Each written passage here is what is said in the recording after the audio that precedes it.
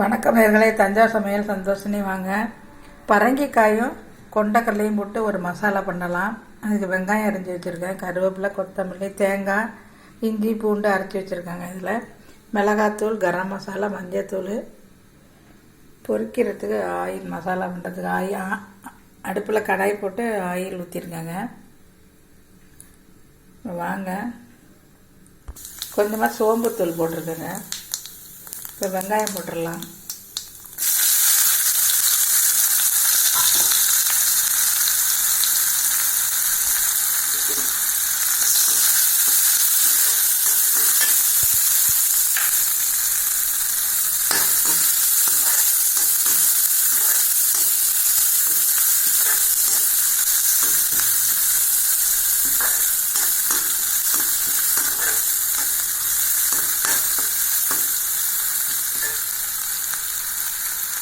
இப்போ இதையும் போட்டுடலாங்க, கொஞ்சம் வதக்கலாம். இதை கம்மியாக ஊற்றக்கூடாதுங்க, இல்லை எண்ணெயிலே வதங்கணும், நல்லா வெந்து போயிடும். இல்லாட்டி கரைஞ்சி விடும். பரங்கிக்காய் தண்ணி ஊற்றினோம்னா ரொம்ப வாசம் மாதிரி வரும். அதனால தண்ணி ஊற்றணும், நல்லா வதக்கணும். இதை மசாலா போட்டுடலாம். மஞ்சத்தூள் போட்டுடலாங்க, மிளகாத்தூள் போட்டுடலாம்,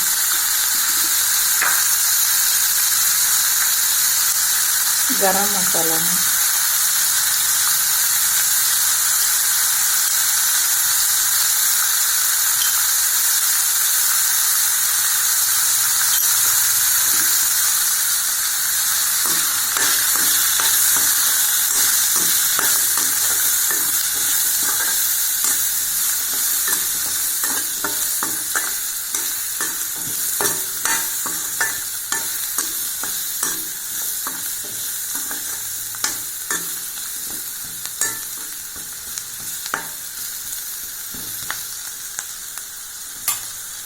இப்போ நம்ம கொஞ்சமாக தண்ணி ஊற்றி வேகட்டுங்க.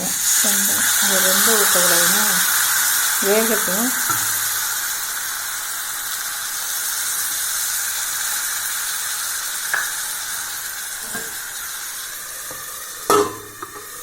கொஞ்ச நேரம் வேகட்டுங்க.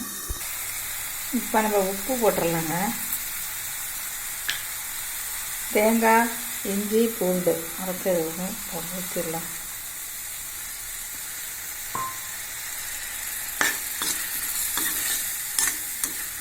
ரொம்ப டேஸ்டியாக இருக்குங்க, நீங்களும் செஞ்சு பாருங்கள், சூப்பராக இருக்கும். கூட இந்த தண்ணி சுண்டுற வரைக்கும் கொஞ்சம் வேகட்டும். கொண்டக்கடலை நம்ம போட்டுடலாம். இப்போ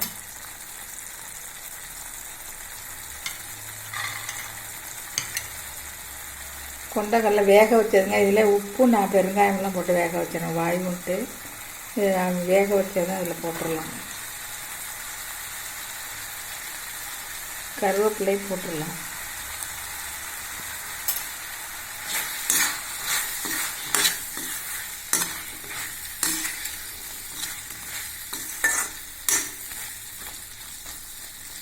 கொஞ்சம் மூடி வச்சிடலாங்க.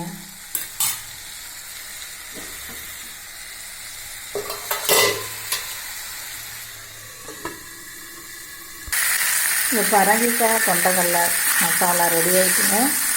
கொஞ்சம் வேறு பாத்திரத்தில் மாற்றிடலாம். அடுப்பை ஆஃப் பண்ணிடலாம். கொத்தமல்லி கொஞ்சம் தூவிக்கலாங்க.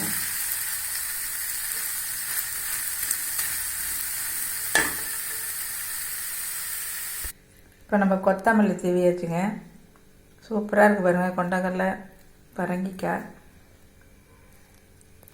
மசாலா ரெடி ஆகிட்டுங்க. இந்த வீடியோ பிடிச்சிருந்தா லைக் பண்ணுங்கள், ஷேர் பண்ணுங்கள், சப்ஸ்கிரைப் பண்ணுங்கள். வாழ்க வளமுடன்.